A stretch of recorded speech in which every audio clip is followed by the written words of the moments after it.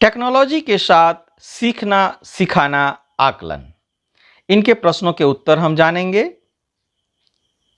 तो पहला प्रश्न है, टीपैक के इस्तेमाल के लिए कौन सी गतिविधियों का चुनाव सबसे सही रहेगा? ध्यान रखने के लिए जरूरी बात, कक्षा 4 के लिए विषय ईवीएस सीमा घर पर हो सके। उद्देश्य प्लास्टिक के वातावरण पर हो रहे नुकसान के बारे में जागरूकता और संवेदनशीलता लाना। आप एक ही विकल्प चुन सकते हैं। ऑप्शन दिया गया है, प्लास्टिक के नुकसान पर एक वीडियो दिखाकर बच्चों को एक लेख लिखने को देना, साथ ही लिखना कि वह इस समस्या में कैसे मदद कर सकते हैं। दूसरा ऑप्शन है, बच्चों को पीपीटी दिखाकर प्लास्टिक के नुकसान के बारे में जानकारी देना और उन्हें सोचने के लिए कहना कि वह इसके लिए क्या क्या कर सकते हैं। तीसरा ऑप्शन है, लाइव वीडियो में प्लास्टिक के नुकसान विषय पर चर्चा करना और अपने विचार साझा करने का मौका देना, फिर इस समस्या के लिए एक पोस्टर बनाने को कहना। चौथा ऑप्शन, लाइव वीडियो अथवा बातचीत में अपने आसपास प्लास्टिक से होने वाली परेशानियां साझा करने और छोटे समूहों में इंटरनेट से पता लगाने को कहना कि प्लास्टिक पूरी दुनिया पर कैसे असर कर रहा है। समूहों में फ़ोन पर चर्चा कर एक छोटी सी वीडियो या पीपीटी में साझा करना कि उन्होंने रोज़ में प्लास्टिक का इस्तेमाल कम करने के लिए क्या कदम उठाए। तो इसके लिए जो ऑप्शन है 4 नंबर, वो सही ऑप्शन है। तो इसे सबमिट करें, तो ये सही है। आगे बढ़ते हैं। प्रश्न संख्या 2 है, दी गई योजनाओं को सिंक्रोनस और एसिंक्रोनस तरीके से पढ़ाने के हिसाब से दी गई तालिका में ड्रैग करें। तो यहाँ इसे ड्रैग करना है और 1 नंबर में है, रोज सुबह 2 घंटे की जूम पर क्लास लेना और शाम को एक ऐप के जरिए गृह कार्य भेज देना। यह किस प्रकार का है? 2, एक विषय पर छोटा सा ऑनलाइन कोर्स बनाना जिसे बच्चों को 1 महीने के समय में पूरा देखकर उसके साथ दिए कुछ सवालों का जवाब देना होगा। तीसरा, लाइव वेबिनार के जरिए किसी विषय पर चर्चा करना और अंत में प्रश्न उत्तर का सत्र रखकर शंकाओं को दूर करना। चौथा है, व्हाट्सएप अथवा टेलीग्राम के जरिए बच्चों को छोटी छोटी गतिविधियां भेजना, फ़ोन पर सहूलियत के हिसाब से चर्चा करना और फोटो खींचकर अपना काम को जमा करना। तो यहाँ पर जो है इसमें सिंक्रोनाइज के लिए 1, सिंक्रोनस के लिए 1 और 3 ये सही है, और इसके लिए 2 और 4 सही है। अब सबमिट करें, तो ये सही है। आगे बढ़ते हैं। प्रश्न संख्या 3 है, 7 साल की कोमल दिल्ली की एक छोटी सी बस्ती में एक कमरे के घर में रहती है। उसके घर में माता पिता के अलावा एक बड़ा भाई और एक छोटी बहन है। उसका भाई 4ठी कक्षा में और बहन कक्षा 1 में है। घर में उसके पापा के पास स्मार्टफोन और मम्मी के पास साधारण फ़ोन है। दोनों ही दिन में फ़ोन अपने साथ काम पर ले जाते हैं। मामी क्योंकि पास के घर में सफाई बर्तन का काम करती है, इसलिए वह दिन में बीच बीच में थोड़ी देर के लिए घर आती रहती है। ऐसे में आप कोमल को पढ़ाने का कौन सा तरीका अपनाना सबसे सही समझेंगे? तो आप एक ही विकल्प चुन सकते हैं। ऑप्शन दिया गया है, हफ्ते में 3 दिन 1 से 2 घंटे की ऑनलाइन लाइव क्लास और खुद से देखने के लिए रोज की कुछ वीडियो। दूसरा ऑप्शन है, रोज पीडीएफ या ईमेल के जरिए घर पर करने के लिए कुछ गतिविधि। तीसरा ऑप्शन, रोज 1 घंटे की लाइव क्लास और पीडीएफ या ईमेल के जरिए गृह कार्य। चौथा ऑप्शन, हफ्ते में 1 या 2 बार छोटी छोटी गतिविधियां पीडीएफ, एसएमएस या ईमेल से भेजना और हफ्ते में 1 बार वीडियो कॉल या छोटी वीडियो के जरिए गतिविधि के लिए सहारा देना। तो इसका जो है चौथा ऑप्शन सही है। सबमिट करें, फिर आगे बढ़ें। 4 नंबर, भाविका जी कक्षा 3 को कपड़ों के बारे में पढ़ाने के लिए सीखने के अलग अलग तरीकों को शामिल करना चाहती है। आपके अनुसार उन्हें कौन सी गतिविधि का चुनाव करना चाहिए? आप एक ही विकल्प चुन सकते हैं। ऑप्शन है कपड़ों की ज़रूरतों पर एक लेख लिखो। याद करो कि अपने किसी को अपने समुदाय की पारंपरिक पोशाक पहने कब देखा था। चित्र बनाकर उसके बारे में कुछ बातें लिखो। दूसरा ऑप्शन है आसपास लोगों से उनके यहाँ पहने जाने वाले पारंपरिक कपड़ों के बारे में, जैसे नाम, वह कब और क्यों पहने जाते हैं, कैसे बनाए जाते हैं, उनको पहनकर क्या कोई गाना गाया जाता है आदि पता करो। गाने को गाकर रिकॉर्ड कर साझा करो। उनके चित्र बनाओ, इकट्ठे करो और उनके बारे में लिखो। कोई एक पारंपरिक पोशाक को पहनने का तरीका सीखो और पहनकर अपने फोटो साझा करो। रंगीन कागज अखबार से खुद की एक पोशाक बनाओ। तीसरा ऑप्शन है माता पिता से पूछो कि वह जिस राज्य से हैं उसकी पारंपरिक पोशाक क्या है। उस पोशाक में गाए जाने वाले कोई गीत पता कर उसे सीखो और गाकर रिकॉर्ड कर साझा करो। चौथा ऑप्शन है घर के लोगों के कपड़ों को ध्यान से देखो, पता लगाएं कि उनमें से कौन से कपड़े पारंपरिक है और चित्र बनाकर वह लिखकर बताएं कि वह कपड़े किन मौक़ों पर पहने जाते हैं। तो इसके जो हैं दूसरा ऑप्शन सही है। सबमिट करें। आगे बढ़ते हैं।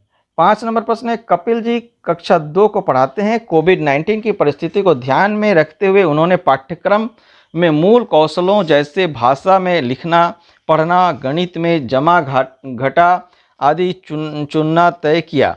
साथ ही उन्होंने रोजमर्रा के अनुभवों से पौधों की देखरेख और हेल्पर्स जैसे विषयों, अपने आसपास स्वच्छता, अपनी और दूसरों की सेहत व सुरक्षा का ध्यान रखना व खुद से संसाधन तैयार करना जैसे खुद के मास्क बनाना आदि गतिविधियों को शामिल करना भी तय किया। आपके अनुसार वह ऐसा चुनाव क्यों कर रहे होंगे? आप एक से अधिक विकल्प चुन सकते हैं।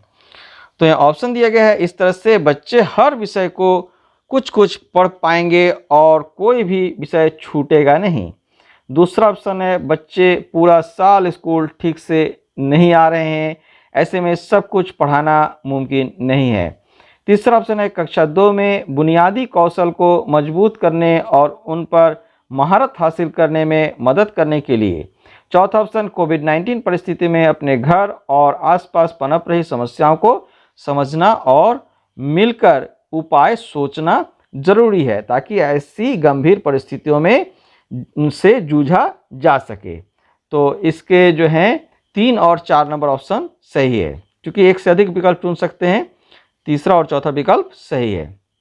आगे बढ़ते हैं। 6 नंबर प्रश्न है सारिका जी चाहती हैं कि साल के अंत तक उनकी कक्षा 3 के बच्चे खुद के लिए अर्थपूर्ण विषय चुनकर उस पर अपने अनुभवों को लिख पाएं या अनुभवों की मदद से कोई कहानी या कविता बना पाएं। अगर वह बच्चों से यह उम्मीद रखती है तो इसके लिए सबसे सही तरह की गतिविधि कौन सी रहेगी? आप एक ही विकल्प चुन सकते हैं। बच्चों को ऑप्शन दिया गया है बच्चों को 2 दिन अपने आसपास अवलोकन कर कोई एक विषय चुनने को कहना जिसके बारे में वह बात करना चाहेंगे। इसके बाद लेख की मदद से कहानी या चित्र वर्णन जैसे वे चाहें वैसे साझा करने को कहना। बच्चों को 3-4 विषयों में से चुनकर उस पर कोई भी 5 बातें लिखने के लिए कहना। तीसरा ऑप्शन है पाठ पढ़ाकर उसमें शामिल मुद्दों या परिस्थितियों में से संबंधित विषय सोचकर उस पर एक छोटा सा लेख लिखने को कहना। चौथा ऑप्शन है पाठ पढ़कर उसमें शामिल परिस्थितियों में से एक ऐसी परिस्थिति के बारे में सोचना जो उनके अनुभव से मिलती जुलती हो। उनका अनुभव और वह परिस्थिति कैसे एक जैसी है और कैसे अलग, उस पर सोचकर लिखना। तो इसका जो है पहला ऑप्शन सही है। सबमिट करें। आगे बढ़ते हैं। प्रश्न संख्या 7। मनोज जी बच्चों को खुद चुनाव करने के मौके देने में विश्वास रखते हैं। इसके लिए उन्होंने कोर्स में आए खुद की प्रतिक्रिया चुनने देने के तरीके को अपनाने को सोचा। उन्होंने अलग अलग गतिविधियों में कुछ इस तरह से चुनाव करने के मौके बच्चों को दिए। आपके अनुसार दिए गए चुनावों में से कौन सा चुनाव खुद की प्रतिक्रिया चुनने देने के लिए सही कहा जा सकता है। आप एक ही विकल्प चुन सकते हैं। ऑप्शन दिया गया है, बच्चों को दिए गए 5 विषयों में से अपने मनपसंद विषय पर एक छोटा सा अनुच्छेद लिखकर जमा करना है। दूसरा ऑप्शन, बच्चे अपने लेख अनुच्छेद को चित्र खींचकर ऑडियो की तरह रिकॉर्ड करके या कंप्यूटर पर टाइप करके ईमेल कर सकते हैं, जो उनके लिए मुमकिन हो। तीसरा ऑप्शन, बच्चे चुने गए विषयों के लिए अपने विचार अपनी पसंद के हिसाब से प्रस्तुत कर सकते हैं, लेख लिखकर, कहानी, कविता बनाकर, चित्र बनाकर, प्रेजेंटेशन के जरिए। चौथा ऑप्शन, बच्चे अपना काम 1 महीने के अंदर कभी भी कर सकते हैं, जिसको जितना समय लेने की ज़रूरत लगे वह उतना समय ले सकता है। तो इसके लिए तीसरा ऑप्शन सही है, सबमिट करते हैं। आगे बढ़ते हैं। 8वां प्रश्न है, आपके अनुसार दिए गए सवालों में से कौन से सवाल ऑनलाइन चर्चा को आगे बढ़ाने और बच्चों की सोच को गहरा बनाने में मददगार रहेंगे? आप एक से अधिक विकल्प चुन सकते हैं। ऑप्शन है, हमें आजकल बाहर जाते हुए मुंह पर क्या लगा कर जाना चाहिए। दूसरा ऑप्शन, आजकल हमें घर से बाहर जाते हुए किन किन बातों का ध्यान रखना चाहिए और क्यों। तीसरा ऑप्शन, क्या आजकल बाहर जाकर खाना सही रहेगा, क्यों और क्यों नहीं। चौथा ऑप्शन, क्या आपको आजकल बाहर जाकर खाना खाना चाहिए। तो इसके लिए जो है दूसरा और तीसरा ऑप्शन सही है। सबमिट करते हैं, आगे बढ़ें। प्रश्न संख्या 9, जतिन जी ने कक्षा 2 में आकृतियों की समझ का आकलन करने के लिए कुछ गतिविधियां सोची हैं। प्रामाणिक आकलन करने के लिए आप उन्हें इनमें से कौन सी गतिविधियों को चुनने का सुझाव देंगे? आप एक से अधिक विकल्प चुन सकते हैं। ऑप्शन है, 3D आकृतियों का सही 2D आकृतियों के साथ मिलान करना। दूसरा ऑप्शन, दी गई 3D और 2D आकृतियों के नाम लिखना। तीसरा ऑप्शन, घर में पड़ी पुरानी चीज़ों से कोई चीज़ बनाना, जैसे एक जानवर, और बताना कि उसमें कौन सी आकृतियों का इस्तेमाल क्या बनाने के लिए किया है। और चौथा ऑप्शन, घर में से पुराने पड़े अलग अलग 3D आकृति वाली चीज़ों को पहचानना, फिर उन्हें काट कर या खोल के देखना और बताना कि उन्हें कौन सी 2D आकृति मिलती है। तो इसके जो हैं तीसरा और चौथा ऑप्शन सही है। इसको सबमिट करते हैं, फिर आगे बढ़ते हैं। 10 नंबर प्रश्न है, कक्षा 3 में पढ़ रहे बच्चों के लिए शिक्षकों ने कुछ फीडबैक व्हाट्सएप पर फोटो खींचकर साझा किए हैं। इनमें से कौन सा फीडबैक बच्चों को अपने काम को बेहतर बनाने में मददगार रहेगा? आप एक ही विकल्प चुन सकते हैं। यहाँ ऑप्शन दिया गया, फीडबैक 1, बहुत बढ़िया रीमा, आपने संख्याओं को बिल्कुल ठीक से जमा किया है, अगली बार और तरीकों से जमा करने का कोशिश करना, आप काम को थोड़ा और सफाई से कर सकते हैं। फीडबैक 2, शाबाश सरिता, आपने चित्रों की मदद से सभी संख्याओं को सही से जमा किया है। आप संख्या रेखा पर संख्याओं को जमा करने की कोशिश कर सकते हैं। आप एक ही संख्या में कभी एक अंक छोटा और कभी एक अंक बड़ा बना देती हैं। कोशिश करें कि दोनों एक ही आकार के हों। तीसरा फीडबैक है, अलसबा, आप और अच्छा काम कर सकते हो। अपने जवाब को ध्यान से देखो और 3 बार लिखकर सही जवाब का अभ्यास करो। फीडबैक 4, बहुत अच्छे, आपने सफाई से काम किया है, जमा करते हुए संख्याओं को सही से लिखा है, लेकिन जमा करते हुए आप अक्सर गड़बड़ कर देती हैं। आपको अभी और अभ्यास की ज़रूरत है। तो इसका जो है दूसरा ऑप्शन ज़्यादा सही है। इसको सबमिट करते हैं।